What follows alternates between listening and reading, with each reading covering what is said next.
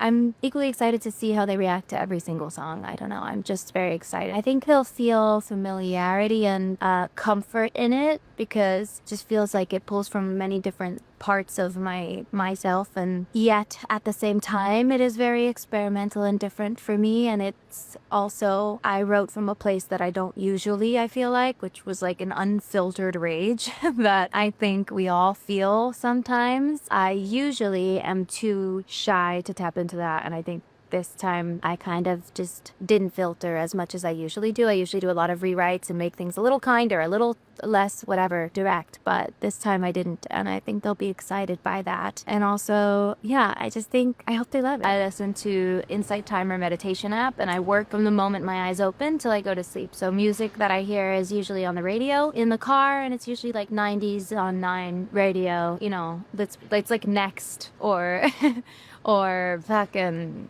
I don't know, TLC in the car. Hate That I Made You Love Me was chosen as the first single because it was actually the first one I wrote, and I felt like, wow, this is going to be the first single. Sometimes that feeling changes, but when it hits me, and I just knew right away that it was a perfect introduction to the album. I think the lyrical context is important, and it's a nice little gentle toe in to the petal world. But also sonically, I thought it was really refreshing, and I thought what a lovely way to introduce them to the sound that is petal, because petal is quite different and experimental for me, and yet it still feels familiar and authentic to me, but just, yeah, way more experimental. The sounds and artists that made me fall in love with music as a little girl were all pretty eclectic. I liked a lot of different things. I liked musical theater, but I also loved Madonna. I loved Whitney Houston and Mariah Carey. And then when I got a little bit older, like 10 or so, I fell in love with Imogen Heap, which is what made me want to be a producer and learn how to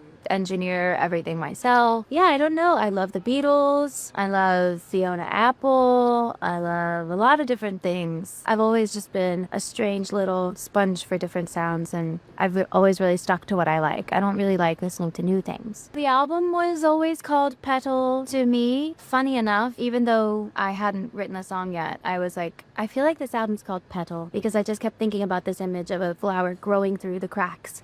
I think that's how I was feeling at the time when I wrote the songs. It's funny because I am on tour now and I'm having such a beautiful, amazing experience, but this album is written about some of the harder moments I think that I felt in the last year. I'm excited to perform them in this space because even singing songs like Hempstead or Hate That I Made You Love Me that are written about a similar type of feeling that I've experienced in my life, singing those in this space just feels like such a corrective experience. And obviously, the people who come to my shows are not who those songs are about. You know the difference. But, like, it's just such a beautiful thing to be, yeah, experiencing the other side of that coin.